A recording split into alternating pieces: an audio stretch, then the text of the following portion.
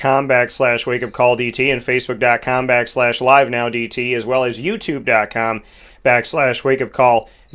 Happy to have you here hanging out inside of the Cafe Kubal Studios. Wake Up Call with Dan Tortora here for you every Monday through Friday from 9 a.m. to 11 a.m. Eastern Time, and the Fantasy Football Power Hour here for you every Wednesday from 10 a.m. to 11 a.m. Eastern Time. But we did a double dose this week so we could get through all the running backs of the AFC. Want to make sure that we gave you a full set of the AFC North and East, which we did yesterday, and now the West and South we will do today with Mr. Mike Sofka, my partner on the line here with us of all things fantasy football on Wake Up Call with Dan Tortora, inside of the Fantasy Football Power Hour, proudly presented by the Wildcat Sports Pub, where we were so proud to be last night. And every single month doing live shows on-site on location on 3680 Milton Avenue in Camillus, New York. Happy to be there with you, and obviously indoor dining 7 days a week. There's outside dining as well. They have a volleyball court, and you can sit around that court, which is really cool. So make sure that you go out there to 3680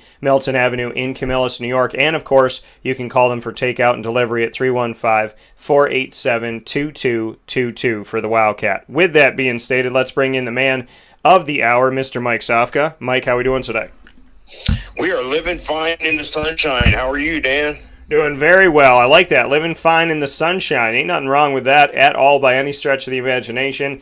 And we got a lot to get into, a lot to unpack today. I'm excited about the opportunity that we have here to speak on the teams of the AFC West as well as the AFC South when we take a look at these running back situations. Mike, just thoughts overall about the running back before we get into speaking on the rest of the AFC backfield situations. What are your thoughts on the running back in the here and now as far as where it stands in the world of football? I mean, is there more relevancy to it? Is it still a dime a dozen? How do you look at the value of a running back right now as we step into 2021 fantasy?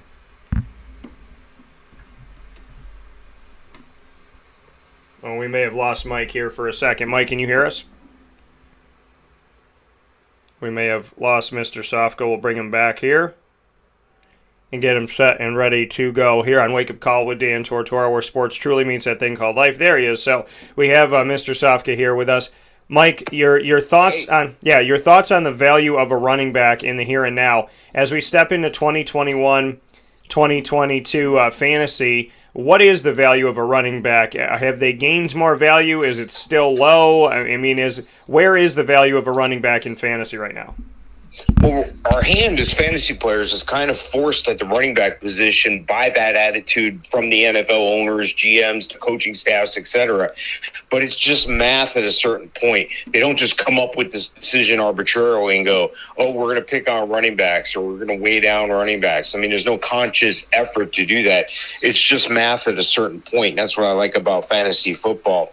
There are a few guys that, can transcend that, and those are the guys you want to target. You always want to target a Christian McCaffrey, a Dalvin Cook, an Alvin Kamara, Derrick Henry. These are stalwarts at their position. Meanwhile, there's a muddied mess after maybe 7 or 8 guys, and then it's a matter of hitting on the right ones. And the way I like to do that is I like rookie running backs. But I'm not going to overpay for them, and the key is getting the right one because of the the big need for running backs, and because they're 2 to 3 year position. Most NFL careers are 3 to 5 years, but these guys are 2 to 3 years because of the beating, the pounding they take. So the better ones are going to avoid a lot of contact when they can, but not afraid to take that contact or make that contact, initiate it. There's a few guys I like this year. We'll get into that a little bit today, I'm sure, but it is what it is. Running back can make or break your team, but you don't want to overpay for running backs, that's for sure. There's a bunch of them out there, and as long as you're in a 10 or 12 team league, you're going to be fine. Where it gets scary is when you're in 16, 18, 24, 32 team leagues. Yeah. Then we're talking a different story. Yeah, and that's where that's where things get difficult, when you have to really get in and dig deep into some of this. And that's why we're looking at the backfields across the NFL here to get you set on the season to let you know, not just ranking-wise, but to let you know about the backfield, because some of these guys are going to be pretty low on the rankings. However, you're going to have to know their names as you get set and move forward, because you need to obviously prepare for your season, prepare for the fact that somebody might go down, somebody may get hurt, and you're going to have to be hip to the game before everybody else is, be one step ahead instead of two steps behind, as Mike always talks about. So, with that being stated, Mike, we're going to go to the AFC West first today, and we'll take a look at the backfield of the Denver Broncos. Melvin Gordon still there. Javonte Williams, drafted by the Denver Broncos. Cincinnati. He used to be with the Minnesota Vikings. He is now a Denver Bronco. Royce Freeman is still on the roster, but maybe will not be when all is said and done. I feel like the Melvin Gordon, Javonte Williams 1-2 punch makes a lot of sense, and I know you said you like rookie running backs, and Javonte is a rookie running back, and I feel like he's going to be able to fit in immediately. What are your thoughts on the Denver Broncos? Pookie, that's his nickname, Javonte Williams, and it was exciting watching him and Michael Carter this year, and it brings me back to days of Cadillac Williams and Ronnie Brown and Sony Michel and Nick Chubb. So this was just another duo. You go back, Trent Richardson and Mark Ingram. So this has happened before. You want to make sure you're hitting on the right one. And I think Javonte Williams has a great situation here, whereas he's got Melvin Gordon. The whole team doesn't have to lean on him. It is going to be a little bit of a committee, but this is a power running back. This is a powerful dude. 5'10", 212, runs a 4.55. This guy can get it done. He has a stiff arm that would make Earl Campbell jealous. The guy's a beast. He runs hard, and that may be his downfall. He's got to learn not to take as much contact. He's got to learn when to give up his body and when not to give up his body. You can't sell out every play in the NFL. So these guys are going to make that adjustment for him. He's going to make that. Him and Melvin Gordon are going to be an excellent 1-2 punch. But in fantasy, we don't like that all the time, because that takes away, one guy's taken away from the other. So I have Melvin Gordon ranked at 27, and I have Javonte Williams a little bit at 34. And I think just it's going to be the learning curve. It's going to be predictability. When he gets in the game, he's going to be running the ball. He's going to need to work on some pass blocking things. The prognosticators have Javonte Williams anywhere from 29 all the way up through 45 on the running back rankings. And some other guys, give you an example for Melvin Gordon, too. Melvin Gordon's ranked as high as 24, but as high as 51. So it's just pick your poison there. But I would always lean on the rookie. You know, these guys want to prove themselves. Melvin Gordon knows better. He knows where he's at in his career. He's going to protect his body. Javonte Williams needs to learn how to do that.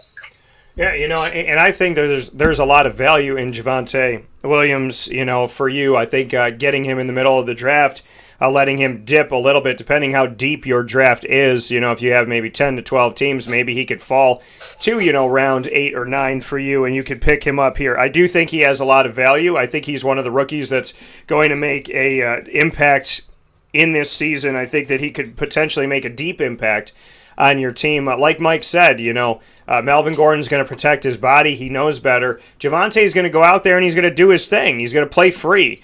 And I think the thing with Melvin Gordon is we have seen that he's not the dominant he's not going to get every single touch. Very rarely do teams anymore provide one player to get all the touches. And Melvin Gordon, if there was going to be one player, it's not going to be him. So I think, and that's not a knock on him, it's just saying where he is in his career and the fact that, Austin Eckler was used with him in the past when he was with the Chargers. So I think that ultimately we will see Javonte out there. And, there'll be a passing of the torch, a changing of the guard within a season or so. And before that happens, I think that we're going to see them both. Do they cannibalize each other here like in some other places? I don't think it's going to be as bad. So I do see value in Javonte Williams and picking him up. Like I said, I think you can wait in the draft to get him a little bit later. People will take Melvin Gordon because they know his name. But Javonte Williams is one of those guys that I think people are going to be asking to trade you for later on in the season. So be the person that makes that decision before everybody else realizes they should have when it comes to Javonte Williams. the next one that we have up, next team we have up, and looking at the backfields of the NFL to get you set for 2021 fantasy inside of the Fantasy Football Power Hour, proudly presented by the Wildcat Sports Pub, the Kansas City Chiefs, Clyde Edwards-Helaire, Darrell Williams, Jerick McKinnon trying to make it happen here, Darwin Thompson coming to this team, and out of Utah State, where my buddy DeAndre Smith was his running backs coach. Thoughts on this one, Mike? I mean, is there any value behind Clyde Edwards-Helaire, and where does Clyde's value go in the grand scheme of fantasy? Well, I've learned a long time ago that, if you want your expectations met, every once in a while you're going to have to readjust those. In other words, you can't cookie cutter the thing. You can't have every running back be a workhorse top 5 running back in the league. Not everybody's Christian McCaffrey. Now, Clyde Edwards-Helaire was labeled with that coming in. He had an outstanding opening to last year, 138 yards and a touchdown in the opener. And then it kind of faded off. He only had one more 100-yard rushing day. He's not made to be the workhorse, and that's okay. You just got to know what you have when you're getting a Clyde Edwards-Helaire. Now, he's probably going to be overdrafted in a league, and he's probably not going to make your team if you're following my rankings. I've seen him ranked as high as 13, as low as 24. I have him ranked number 15, but he's the only KC back you want. Barring an injury, maybe you keep an eye on Darrell Williams on the waiver wire. It's the thing, as long as your expectations are in line. If you're expecting Clyde Edwards-Helaire to be Christian McCaffrey, you're going to be disappointed. But if you're expecting Clyde Edwards-Helaire to be, a good RB2 for your team, well, you're going to get what you pay for. Yeah, and I think the thing with Clyde, like you said, is he the dominant, top guy on your team at running back for fantasy? He shouldn't be, but is he close? I mean, can he be that, high number 2? Absolutely. And I think Clyde Edwards-Helaire, he's not the guy that I want to lean my entire team on, but he is the best number 2 I think that you can find. So to me, yes, there's a ton of value in him. I don't see a lot of value fantasy-wise behind him because, one of these guys will have a big game or two, and that's probably it. The interesting thing here right now, just to let y'all know, and I know that this is not the same. We're talking about running backs today, but the reality of it all is we're in a place right now where Julio Jones is up again with the thoughts that this man is looking to be traded by the Atlanta Falcons. So just to let you know, when we look at this, most receiving yards per game in NFL history, Julio Jones is number 1 with 95.5, followed by Calvin Johnson with 86.1, Michael Thomas with 85, Antonio Brown with 84.5, and Odell Beckham Jr. with 83.3. The interesting thing about this is every single one of these players is still playing in the NFL except for Megatron, Calvin Johnson. So interesting that Julio Jones back up here again, that the trade rumors are heating up again, that Julio Jones could be moving. I don't know why I feel like he's going to Miami. But, that's what's on my radar right now. That's what I'm thinking. I don't know why I'm thinking. He needs to be a Raider. Send him to the Raiders. Send him to Gruden. Well, the thing is, who wouldn't want a Julio Jones? And at this point in his career, to go on to a team where he's not going to be asked to be the, everything. Obviously, anywhere he goes, people are going to key in on him, which is going to help out your other receivers. You can't put him on a team that has no help, but you can put him on a team that has, some rising stars, and maybe somebody who already is a number 1 or is very close to being one. I think Julio Jones brings a lot to a team. He's very talented. His foot issues and ankle and whatnot, those are the things that make me concerned. But if he's on a team with somebody who's more tkin capable, like I said, almost a number 1 or someone who's that rising star that's getting there, turning that corner, it's a good team for him to go on to. So, it could work out for Julio if he doesn't have to do everything, then maybe he can last an entire season, which is what I hope for him. If he goes to, certain teams out there, I don't see how Tampa fits him in. I don't see how, they have any more space or any more room. But Miami makes sense to me. So Miami makes sense. Urban Meyer taking a plunge there too because he likes to, make some big-time decisions. That's a thought. But I don't know. I see Miami in this. Or I also see Green Bay. You're trying to keep Aaron Rodgers happy. You just throw everything at him. Say, okay, you know what? Now you can have Devontae Adams and Julio Jones. So we'll see where things shake out, but we'll obviously be monitoring the Julio Jones news as it comes in.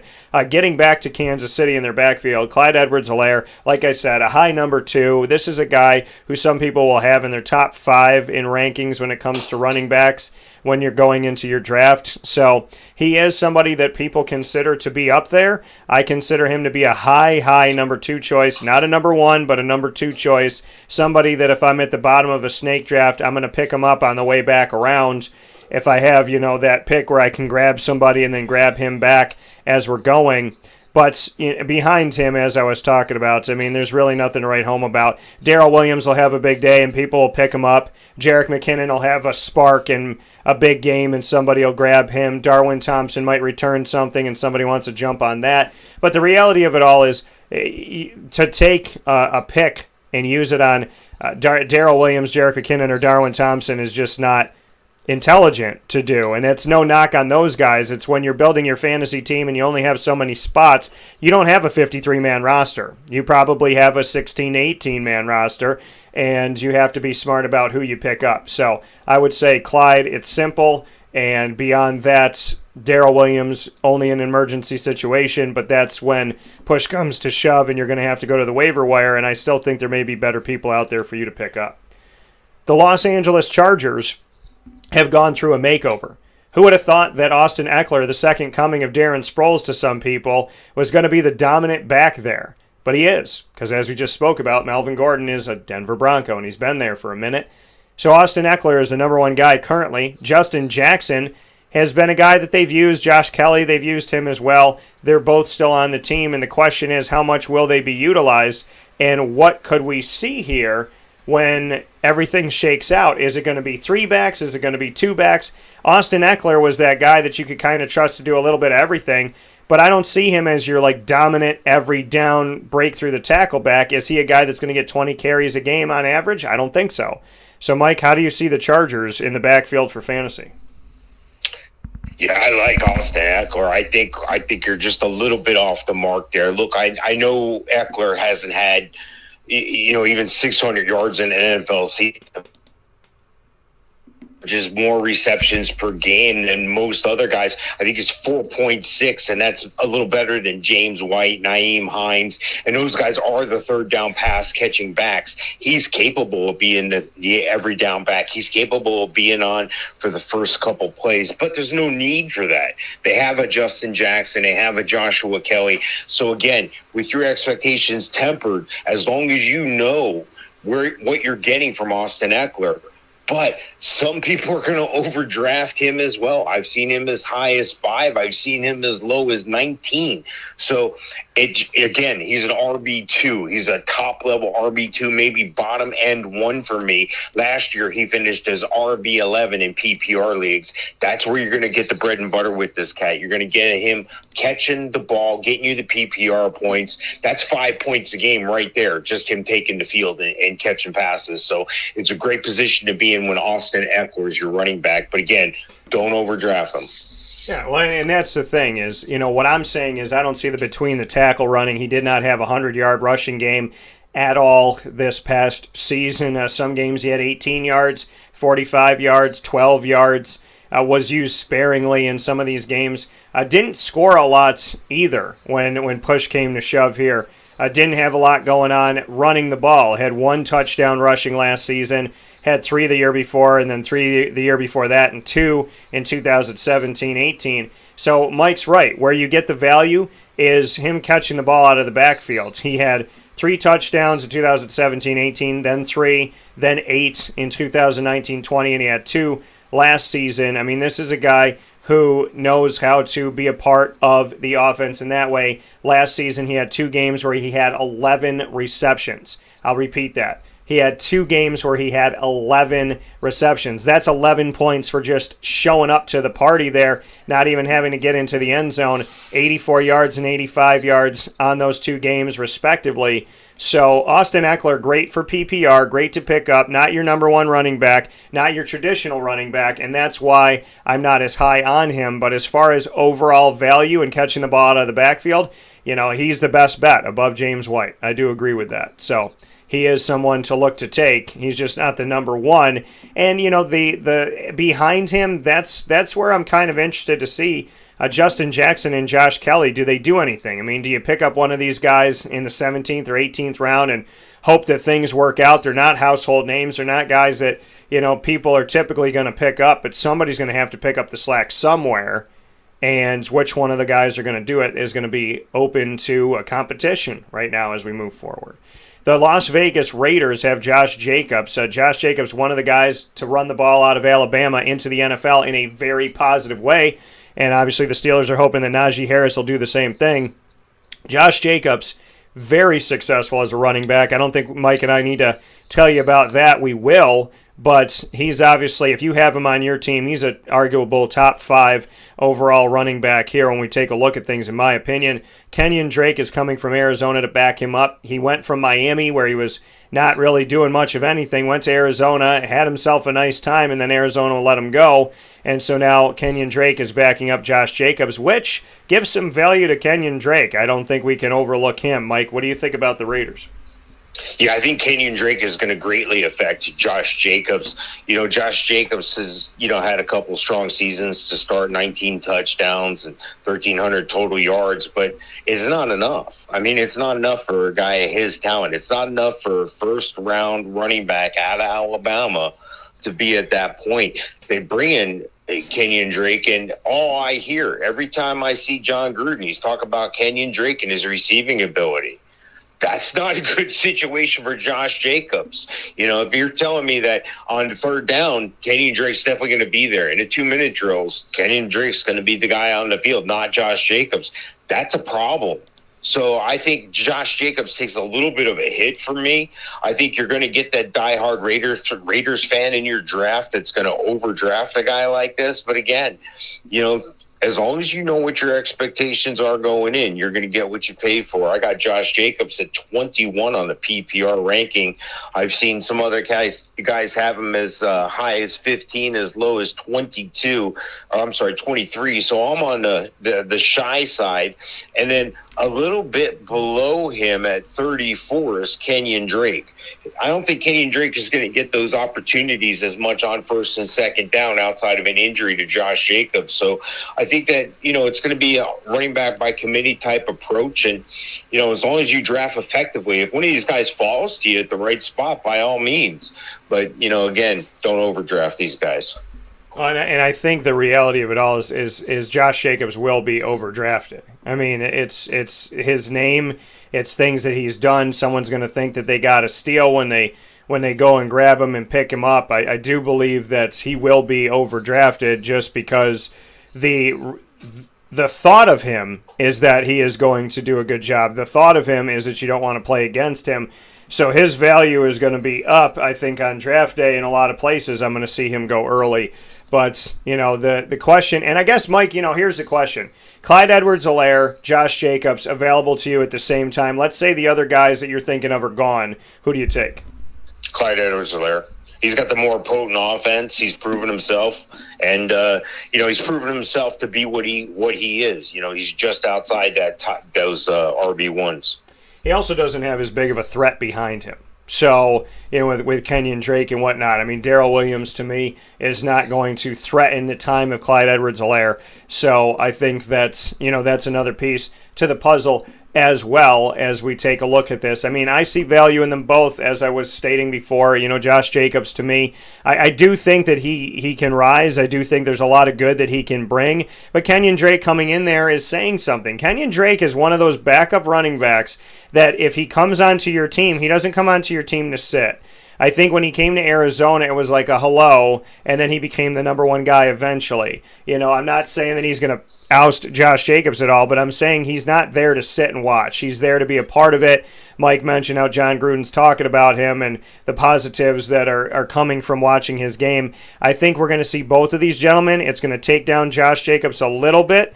Like I said, he will get overdrafted, but Kenyon Drake is a great thing when somebody takes Josh Jacobs and you wait a little bit and you take Kenyon Drake and they laugh at you going, well, he's never going to play. Well, you should know from this show that we believe he is, and we believe he'll take care of business. With that being said, I think both of them have an opportunity to affect your team in a positive way, and Kenyon Drake can be one of those sleepers that could really help you out because he will not be overdrafted and he will be overlooked. That's why I'm calling him a sleeper. But the way he plays his game is he's fully awake. So with that being said, we'll take a step aside for a fast break on Wake Up Call with Dan Tortora. When we come back, Mike and I will be discussing the AFC South right after this. Carvel DeWitt, it's what happy tastes like. Do you know why? Because we make ice cream. Creamy, rich, flavorful ice cream. Not yogurt or iced milk like some of our competitors. Ice cream. Fresh, by hand, daily. For the calorie conscious, we have something new for you. Our new Carvelite. Same great flavor, creaminess, and texture of our regular ice cream with only 35 calories an ounce. So whether you want an ice cream cake, flying saucer, dasher, carvalanche, hard or soft ice cream, we will satisfy your craving with our fresh, handmade regular or new Carvelite ice cream. Carvel DeWitt. It's what happy tastes like.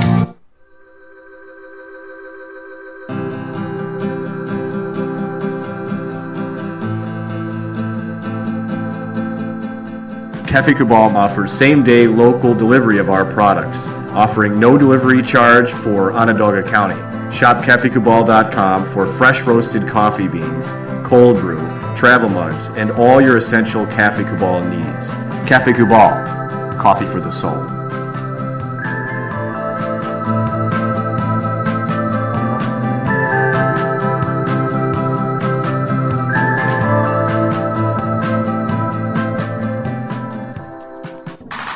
The Wildcat Sports Pub in Camillus, New York is located on 3680 Milton Avenue in the Home Depot Plaza. It is your family-friendly sports bar and restaurant. Folks, some sports bars aren't family-friendly. Some family-friendly restaurants are not sports bars. The Wildcat Sports Pub in Camillus, New York is proud to be both. It is that marriage that you've been looking for years. The Wildcat Sports Pub is your home base for your sports bar and restaurant needs, games for the kids, indoor and outdoor activities, and enough things on the menu to come back every single week and get to try something new. They're open Sundays from noon to 8 p.m., Monday through Wednesday, 11 a.m. to 11 p.m., and Thursday through Saturday from 11 a.m. to midnight. For reservations and party information, call 315-487-2222 for the Wildcat family-friendly sports pub and restaurant.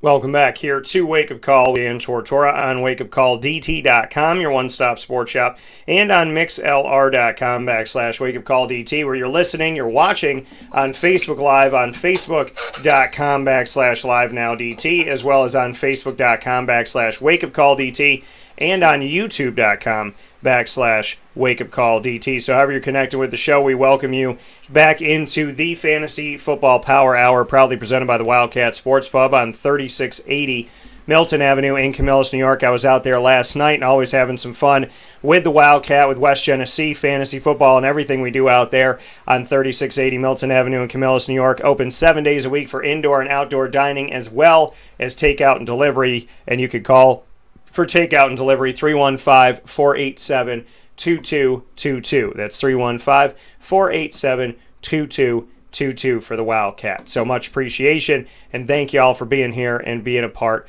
of the broadcast on Wake Up Call with Dan Tortora. So, with that being said, inside of the Cafe Kubal studios, Mike and I breaking down the running back backfields around the NFL, taking a look at them, not just looking at the names that you know, but the names you may not know, and the moves that have been made that you may not have seen or maybe you forgot about. That's why Mike and I break it down deeper than anywhere else you're going to go, to give you information that you need and that you should have as you get set for your upcoming fantasy football season. So that has brought us to the AFC South as we break down the backfields of the NFL. We've done the North, the East, and the West, and now the AFC South is here. Mike, the Houston Texans, they don't have a running back that came there, was drafted there. They now have a 3 deep that are all guys from someplace else.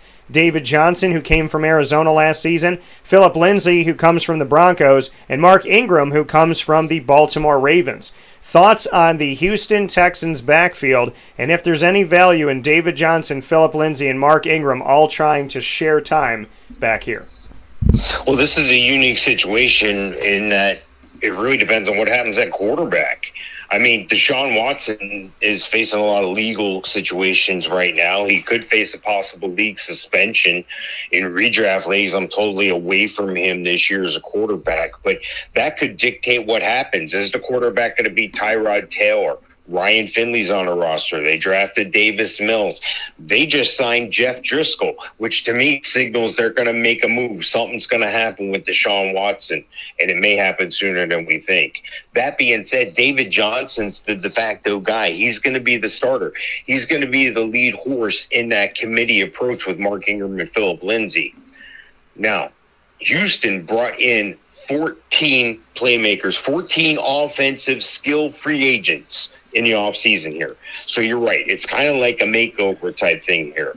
You got to kind of wonder, are they going to have to throw the ball because they're going to be behind in games? And is Tyrod Taylor going to be the guy to have at quarterback? And does that mean David Johnson's on the field? Does that mean Phillip Lindsay's on the field catching passes, running that 2-minute drill? So it's imperative that we understand before drafting a running back from Houston, that we understand fully the quarterback situation. So before you draft a running back, know who the quarterback is there without fail. If there's any question, if your draft is before a decision with Deshaun Watson, I may even stay away. I've got David Johnson as the lead guy in that back. I've got him at about 28 on redraft, and I got Mark Ingram and Phillip Lindsay in the 50s. Mark Ingram's 154 years old. He might get used a lot early. He might have a problem making the team. But I think, again, a lot depends on the quarterback situation. So beware of Houston. Yeah, and I think what we're looking at right now, like you said, beware of Houston. I agree with that wholeheartedly. They not only did they draft a quarterback in this year's draft for 2021, but it was their first pick, Mike. Their first pick that they had wasn't until the third round. With all the trades and everything that they've done, the Houston Texans did not have a pick in the first 2 rounds. So when they did finally draft their first pick in the third round, 67th overall, they took a quarterback. That's the first thing they did. That should say something. It's the first move they made. They didn't go to defensive line where they've lost guys. They didn't go to boost up their secondary. They didn't try to find a running back to make this all make sense instead of using a bunch of guys that have been elsewhere. They didn't look at dealing with a receiver after letting go of DeAndre Hopkins. They looked at quarterback. That should really say something to people out there. Now, Deshaun Watson, to so many people, was a top 4, top 5, top 10 fantasy quarterback. Now with everything going on, Tyrod Taylor's there. Davis Mills was drafted. First time in the draft this year, you take a quarterback and you bring in Ryan Finley, who's 5 seconds into the NFL and doesn't have any wear and tear on his body hardly, being with Cincinnati.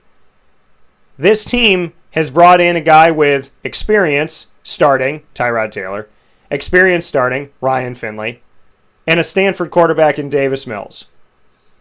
That's saying a lot to me right now. So we're going to have to watch this very closely. And I'm just surprised that no move's been made yet. But David Johnson, Phillip Lindsay, Mark Ingram, they're all talented. There was a time where Phillip Lindsay was saving your fantasy season. There was a time where David Johnson was considered a top 4 fantasy running back. There was a time where Mark Ingram resurrected his career in New Orleans. I think it was the wrong decision for Mark to leave Alvin Kamara in New Orleans. But here's where we are. Do I think that any one of these guys is going to save you? No.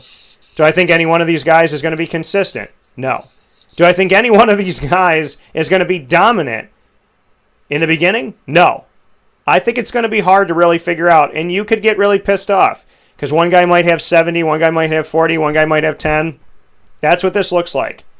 A lot of talent, a lot of experience, but who's going to be a 100-yard back? I don't think any of them. Not consistently.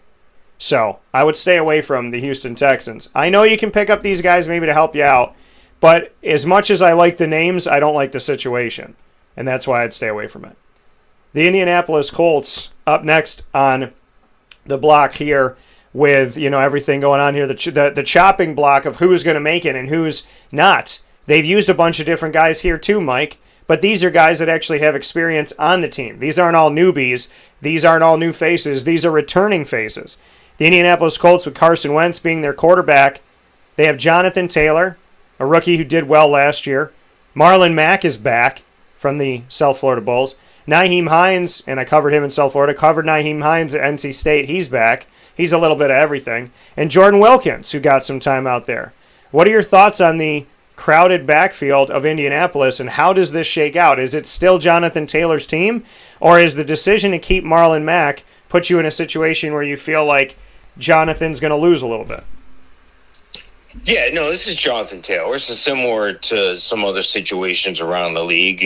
Even though it's going to be somewhat of a committee approach, and even though Nyheim Hines is going to do well PPR league for you as a flex, Jonathan Taylor's a guy. He's ranked number 7 on my rankings. I've seen him as high as 5 and as low as 11. He's definitely an RB1. He's got the youth. He's got the power. He can catch the ball. But Nyheim Hines, that's his role. Marlon Mack is going to be there to back them up as well. Heaven forbid an injury to either one of these guys. But I think you're looking at a Nyheim Hines at around the late 30s on the ranking. I've seen him in the 40s elsewhere.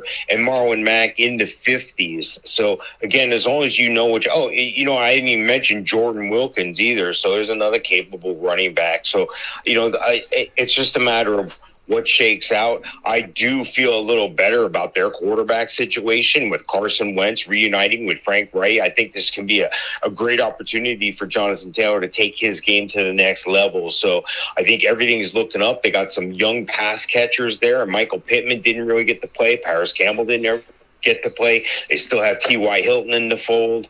They got some veteran leadership at the tight end position in Jack Doyle. So all these things are going to play a part in making Carson Wentz successful, and Carson Wentz is going to help make Jonathan Taylor successful. I look forward to having Jonathan Taylor on my team this year. Yeah, I know Jonathan Taylor's one of the guys that you were high on and definitely saw value in. Marlon Mack, I thought him and Nyheim Hines before the drafting of Jonathan Taylor were going to be able to do some good things, but with Jonathan Taylor coming out, we look at what he was able to do this past season as a rookie. He had multiple games of at least 100 yards, had 101 against Minnesota with a touchdown. He had 150 against the Raiders with 2 touchdowns, had 253 on 30 carries and 2 touchdowns against Jacksonville. Just really putting it together this season. As a rookie, he had over 1,100 yards from scrimmage just running the ball, not even receiving. Receiving the ball, that's, he a little bit. He had in this season, he had I shouldn't say a little bit. He had 299 yards receiving and a touchdown, 36 receptions this year. So Jonathan Taylor doing a little bit of everything. From scrimmage, when you add it all together, this man put together over 1,400 yards from scrimmage. Over 1,400 yards as a rookie. Just to bring that to you. 11 rushing touchdowns, 1 receiving touchdown, 36 receptions, 232 carries this season, averaged 5 yards a carry. It's clear that Jonathan Taylor should be your guy. Mike, litmus test again. Clyde Edwards-Helaire, Jonathan Taylor. Who do you put? Oh, I'm going Jonathan Taylor by at least 5 position rankings here. Okay. So, and I agree with you. I wanted to really show people that bouncing ball of Jonathan Taylor, then Clyde Edwards-Helaire, then Josh Jacobs as we look at the upcoming 2021 fantasy season. Do I think there's value in Nyheim Hines? Yeah. Because of what he's been able to do, because of how he has kind of gone about his business and whatnot, I do think that there is value with Nyheim Hines because of his H-back and what he did at NC State. Jordan Wilkins in an emergency situation and Marlon Mack in an emergency situation, if God forbid somebody goes down with an injury.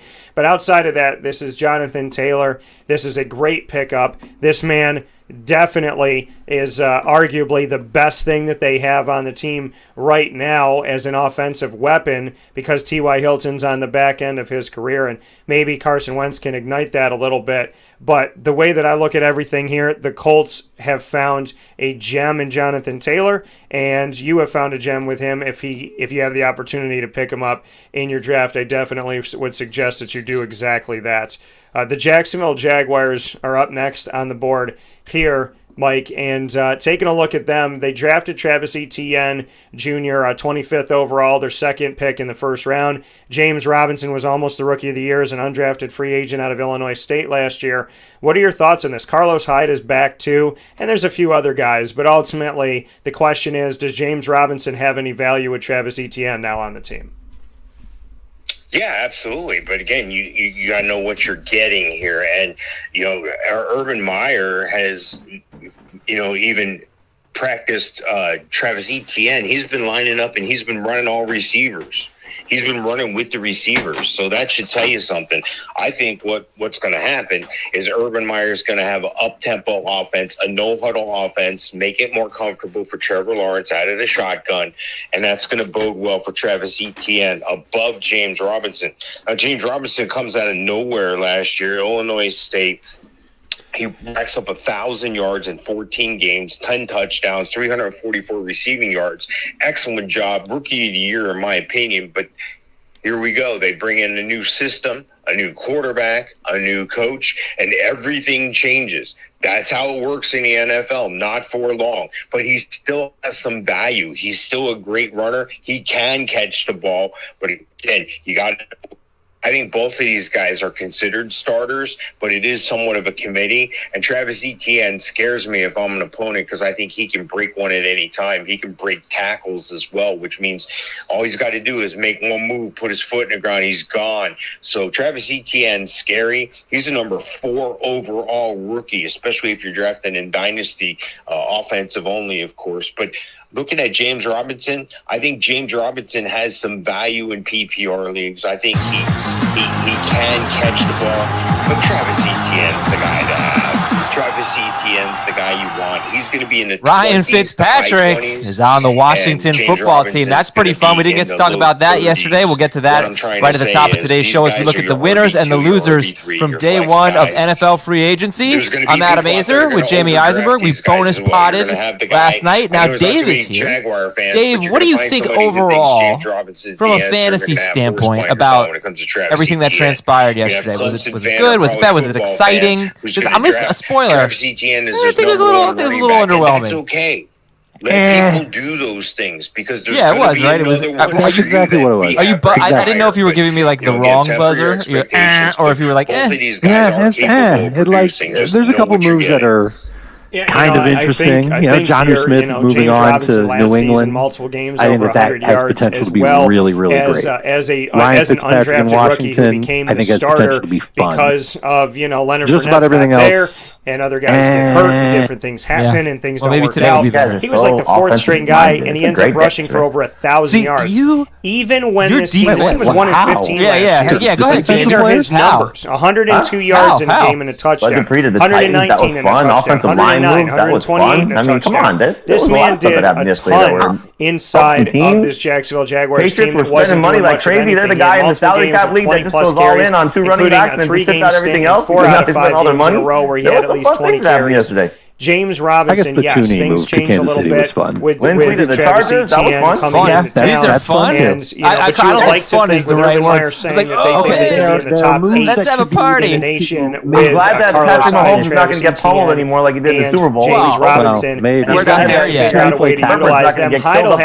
not there yet. We're not there for the Chiefs. They have a lot left to gain back. Right now, we're looking at a team with 2 guards that are 2 very good guards and 2 Vernon Tardif. Travis Etienne is the guy that knows Trevor Lawrence. He knows his tendencies. There's a big benefit of having Travis Etienne on the field with Trevor Lawrence. But James Robinson's one of those guys that you can't forget. I hope Jacksonville doesn't, because he does bring so much to it, and he is going to drop. This is the beauty of James Robinson.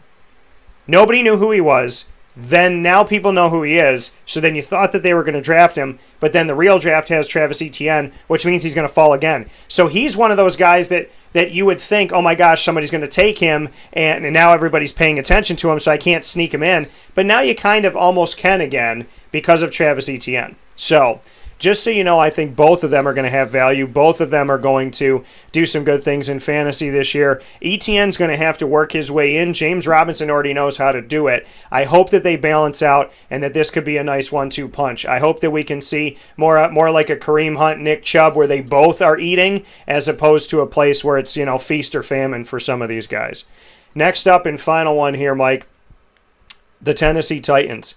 Derrick Henry is there. They did right by him. They're not franchising this dude. He's actually got a nice contract for a little bit. Darrington Evans is behind him. But, this team is really not leaning on having a billion running backs as they've had in the past. Instead, they have a bunch of wide receivers, and they're trying to figure out who's going to fit. A.J. Brown's there, but Corey Davis isn't anymore. Josh Reynolds is now on this team. Dez Fitzpatrick, and so on and so forth. A bunch of names that aren't household names are there as well. What are your thoughts on Derrick Henry, and does anybody else get a touch? Yeah, draft Derrick Henry. All right, good show, Dan. Have a good day. This is something else. Derrick Henry's going to be the workhorse again. He's got back-to-back rushing titles. It wouldn't be surprising to me if he makes it to third in a row. He's, a top 5 fantasy player overall even. So I have him ranked number 5 on my rankings for running backs. So I should tell you right now, I'm heavy on running backs at the start, which is odd for me, but things will adjust over time. But one thing that won't adjust is Derrick Henry's the workhorse. He's the between the tackle guy. He can stiff arm you into the 5th row if he wants to. He can catch the ball, but that's what Darrington Evans is going to do. He's going to take over that Dion Lewis role, and he's going to be the guy, the third down guy. Don't worry though, Darrington Evans isn't going to cut into Derrick Henry's production. Nothing bad like that's going to happen because Derrick Henry's Derrick Henry. He's a horse. He's a beast. You want Derrick Henry. If you have the ability to draft Derrick Henry, draft Derrick Henry. Yeah, I mean, this is one of those things where we don't have to say much to you, okay? You know what you need to do, and you just need to go and do it. It's kind of like Jacksonville drafting Trevor Lawrence. It was like, hey, you know what you're supposed to do.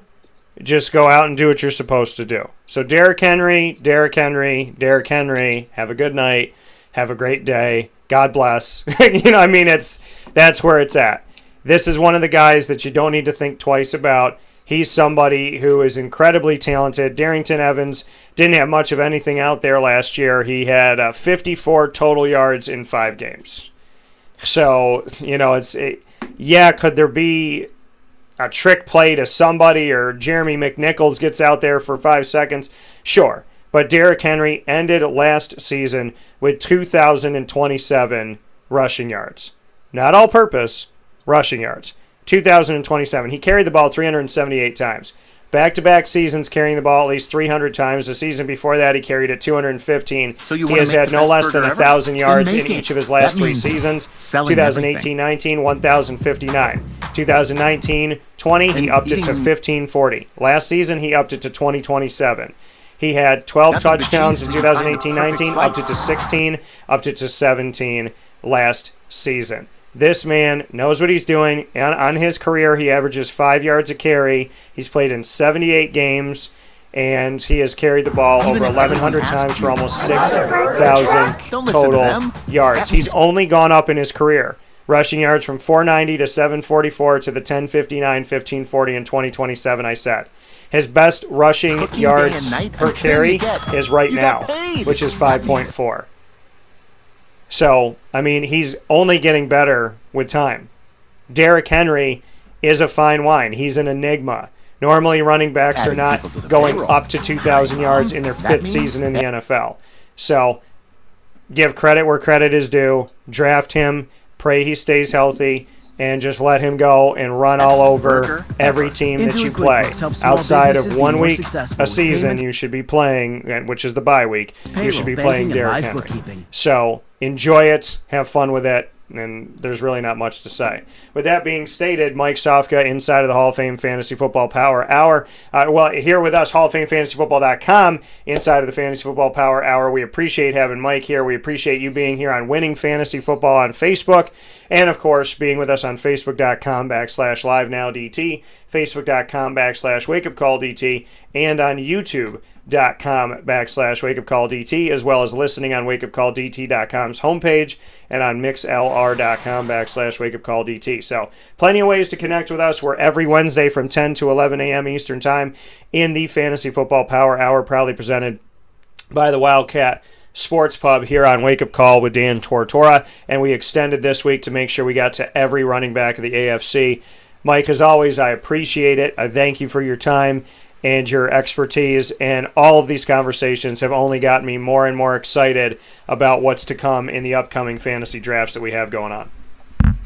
Yeah, it's about 3D. Dominate your draft day. Dominate draft day. Go to the website. I got rankings up right now. They're free. PPR, standard, dynasty, rookie. Check out the adjusted explosive index. I am ready to go. I'm ready to draft today. Let's go. Let's get this season going. But I do update the site regularly, so just go check it out, HallOfFameFantasyFootball.com, and follow along with us at the Facebook group, Winning Fantasy Football. Thank you, Dan, as always, for the opportunity. All right, man. I'll talk with you soon. All right. Take care. That coming from Mr. Mike Sofka of HallOfFameFantasyFootball.com, having some fun with us here, where sports truly meets that thing called life. I want to thank you all for being a part of the show today. I want to thank Mike for joining us for a double duty of fantasy football this week with 2 Fantasy Football Power Hours. And I want to thank the Wildcat for being an amazing local company here in Central and Upstate New York that is there for you for all different things, from all of your parties and your events and your get-togethers to going out on a date, to grabbing a drink with the girls or with your buddies, to just going there for dinner, to picking up something and bringing it back home or having something catered to you. The Wildcat Sports Pub is absolutely amazing, and they cater to all different needs and all different events and different things going on. They truly are a jack of all trades, and I appreciate them so very much, especially for our exclusive Wildcat show that we do with the West Genesee High School Wildcats athletic programs every single month at the Wildcat Sports Pub. We got to do 2 this month, and I want to thank the wrestling team that we had here this week. I also want to thank the boys lacrosse team and everything that we have coming up. So God bless to each and every single one of you, and much appreciation. You can go back and watch those videos on Facebook.com/LiveNowDT, YouTube.com/WakeUpCallDT. They'll be added, and on Facebook.com/WakeUpCallDT, as well as on WakeUpCallDT.com. If you go to the Central New York tab and click on the Wildcat Sports Pub, you can go back and watch videos that we've had there with the awesome teams. So thank you to each and every single one of them. Thank you to Mike Sofka. Thank you to the Wildcat. Thank you to Bo Edmondson for video 1 in hour number 1. And thank you to all of you. Find us on Facebook at WakeUpCallDT, Twitter at CallDT, and Instagram at WakeUpCall_DT. And in the meantime, God bless, no stress, do your best. I'll talk with you soon.